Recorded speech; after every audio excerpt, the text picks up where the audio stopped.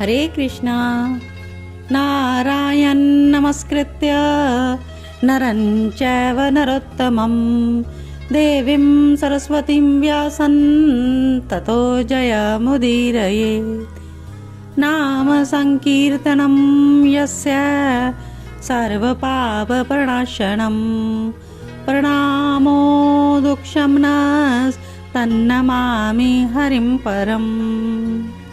सभी का स्वागत है कृष्णा डिवोशन चैनल पर।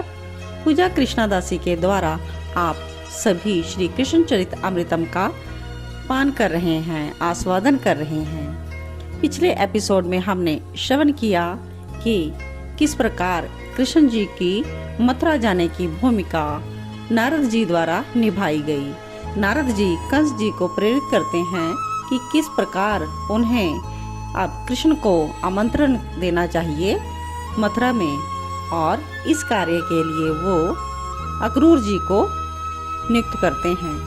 अक्रूर जी की ड्यूटी लगाते हैं कि आप कृष्ण और बलराम को यहाँ पर लेकर आएं। तो ब्रज जाने के लिए अक्रूर जी भी बहुत ज़्यादा उनके हृदय में श्री कृष्ण की लालसा है, तो वो भी श्री कृष्ण के परम भक्त हैं। तो अब वो ब्रज की यात्रा की ओर कैसे जाते हैं और क्या क्या करते हैं, तो आइए हम यह सब आज के एपिसोड में श्रवण करेंगे। आज का एपिसोड भाग 177 और शीर्षक है ब्रज की और अक्रूर। आइए श्रवण करते हैं। आज सुबह अक्रूर जी शीघ्र उठ गए, इतनी शीघ्र कि अभी ब्रह्म मुहूर्त भी नहीं हुआ। अक्रूर जी की पत्नी ने पूछा कि आप इतनी शीघ्र क्यों उठ गए? तो अक्रूर जी ने कहा कि मैं कुछ ज्यादा ही आह्लादित हूँ, प्रसन्न हूँ। हाँ, क्योंकि मैं वृंदावन जा रहा हूँ। यह बताते हुए अक्रूर जी ने अपनी पत्नी को बहुत ही प्रसन्नता दर्शाई।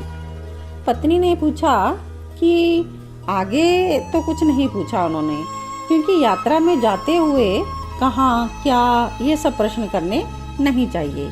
पर अक्रूर जी ने स्वयं ही बता दिया कि वृंदावन में अपने बड़े भैया नंद जी से मिलना होगा और भाभी से भी। रोमांच हो रहा है अक्रूर को, नंद नंदन के दर्शन भी होंगे मुझे। मैं महापापी कंस का सेवक, उसे वो श्यामल मूर्ति दिखेगी। मैं उस परमानंद को कैसे संभाल पाऊंगा? अक्रूर तो भाव के कारण, क्योंकि उनमें भाव उन्मत्त हो रहे हैं और भाव के कारण वो वहीं पर जड़वत से खड़े ही रह गए। श्याम सुंदर वो मेरे नंद कुमार। ए देवी, ए पत्नी को कह रहे हैं, देवी इससे बड़े भाग्य मेरे और क्या होंगे? अक्रूर ने मुस्कुराते हुए अपने आनंद में छलकते हुए अश्रुओं को पोंछा। फिर भी अक्रूर की पत्नी ने पूछ ही लिया, पर क्यों जा रहे हैं आप वृंदावन? अक्रूर जी कहते हैं, मथुरा नरेश दुष्ट है, अधर्म का शासन मथुरा की भोली भाली प्रजा पर थोप दिया है। त्राही त्राही कर रही है यहाँ की प्रजा, पर विरोध करे तो कौन इस दुष्ट कंस का? देवी, मुझे कल राजा कंस ने बुलाया था और मेरा बड़ा सम्मान किया। फिर दुष्ट ने अपनी दुष्टता दिखा ही दी और मुझे कहा वृंदावन जाओ और नंद भैया और उनके पुत्र राम, कृष्ण और बलराम को लेकर आओ। देवी, उसने ये भी कहा कि मैं वध कर दूंगा उन दोनों का। धनुष यज्ञ का बहाना बना लिया है कंस ने। तो अक्रूर जी की पत्नी कहती हैं, हे भगवान, आपने मना नहीं किया? उन फूल से कोमल बालकों को ये मार देगा, आपने विरोध नहीं किया? आप क्षत्रिय हैं, गलत को गलत कहने की शक्ति आप में होनी चाहिए थी। अक्रूर की पत्नी तो थोड़ी सी क्रोधित हो गईं। कहते हैं अक्रूर, देवी मेरे विरोध के स्वर उठे थे। मैंने निडर हो कंस से कहा, बालकों को मारना चाहते हो, ऐसा निकृष्ट कर्म। पर उसी समय कंस के मंत्री ने आकर सूचना दी कि असुर केशी का वध कर दिया श्री कृष्ण ने। क्रूर अपनी पत्नी की ओर देखते हुए बोल रहे थे कि साधारण नहीं था केशी, उसे मारने वाला पृथ्वी में कोई नहीं था इस समय। पर श्री कृष्ण ने अगर उसका वध किया है तो श्री कृष्ण भगवान हैं। और मुझे लगता है देवी कि कंस के अत्याचार का अंत अब होने ही वाला है। श्री कृष्ण आएंगे और अन्य समस्त राक्षसों का वो वध करेंगे और कंस का भी वो वध कर देंगे, तो मथुरा की प्रजा कितनी प्रसन्न हो उठेगी। तो उसी समय एक कंस का दूत आता है अक्रूर के भवन में और सेनापति अक्रूर जी ऐसा कहता है कि महाराज कंस ने आपको अब ब्रज जाने के लिए कहा है, और हाँ, ये पत्र ब्रज के मुखिया ब्रजराज को दे देना। तो दूत अक्रूर जी के हाथों में पत्र देता है और चला जाता है। अक्रूर रथ के पास आते हैं तो पत्नी की ओर जाते समय उन्होंने देखा। पत्नी ने भी कह दिया, मेरी ओर से उन कृपा सिंधु के चरणों में प्रणाम निवेदित कर देना। भगवान श्री नारायण का नामों उच्चारण करते हुए अक्रूर जी ब्रज की ओर चल दिए। तो इस प्रकार से ये अक्रूर के घर का दृष्टांत हमने श्रवण किया।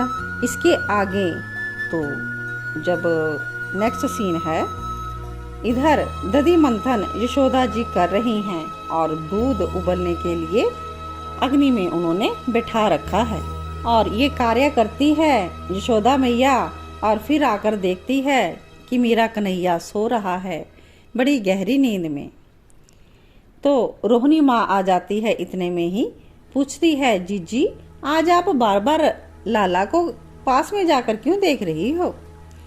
तो यशोदा कहती हैं, पता नहीं रोहिणी, रात्रि से मेरा मन बड़ा उदास है। क्यों उदास है कारण जानना चाहती हूँ पर कुछ समझ नहीं आता।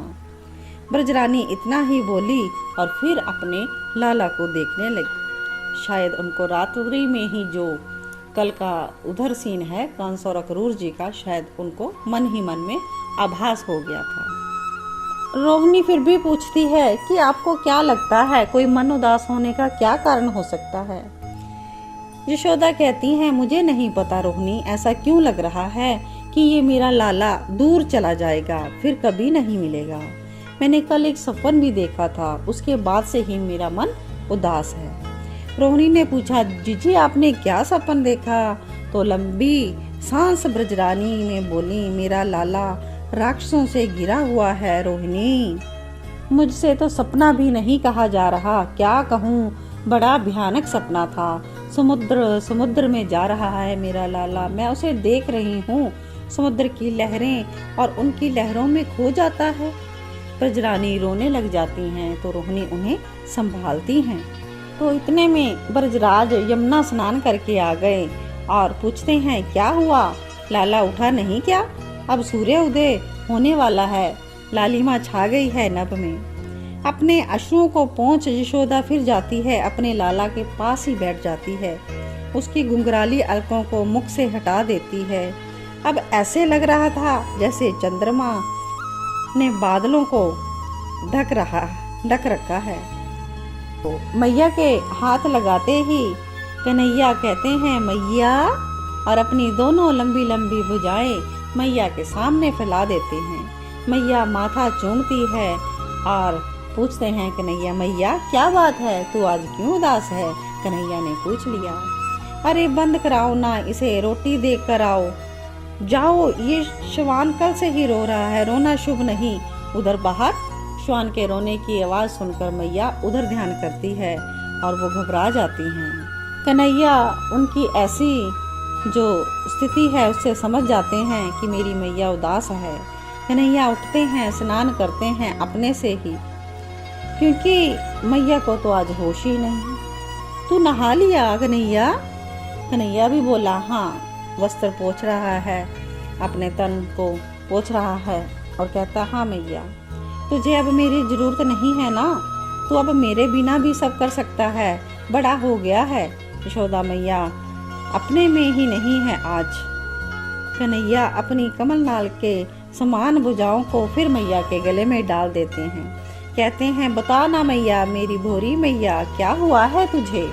और यशोदा मैया क्या बोले, मैया के अश्रु बह रहे हैं। तू रोती क्यों है मैया, कुछ कहती क्यों नहीं? तो मैया फिर मुंह उधर करके चली जाती है। माखन लेकर आती है, उसने ताजा ताजा अभी निकाला था। तो कन्हैया मुंह धोकर माखन खाते हैं। तो ब्रजराज पूछते हैं, अभी तक ग्वाल बाल नहीं आए क्या? इतना सब जब कहा तो सब ग्वाल बाल भी आ गए, पर ये भी आज उदास लग रहे हैं, और उदास क्यों हैं ये किसी को भी नहीं पता। कन्हैया सखाओं से पूछ रहा है शरारती आंखों को मटकाते हुए, क्या हुआ, क्या हुआ? तो श्री दामा कहते हैं, कुछ नहीं, ये सियार जो है ना ये बहुत रो रहा है, लगता है वृंदावन उदास है, वृंदावन में कुछ अमंगल होने वाला है। ब्रजराज समझाते हैं, नहीं नहीं बालको, ऐसा नहीं कहते। तो अब ये सब श्री कृष्ण के साथ चल दिए गोचारण के लिए। तो आज के लिए इतनी ही कथा। इसके आगे की कथा हम श्रवण करेंगे नेक्स्ट एपिसोड में।